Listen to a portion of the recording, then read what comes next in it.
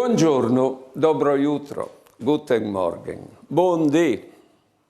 Io non sono sposato, però mi contin che pari e mari, quando i figli si sposino, e vanno in crisi, si chiama la crisi del nido vuoto per italiano.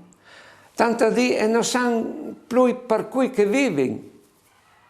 È il momento che fra di loro varessero di tornare d'ogni.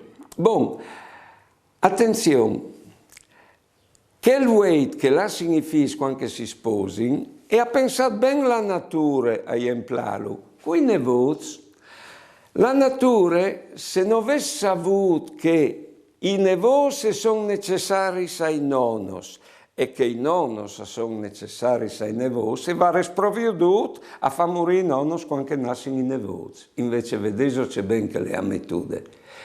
Nonnos o sei necessari per trasmettere culture e fede ai vostri nevosi, che i vostri figli non hanno tempo. Buone giornate e buone vite.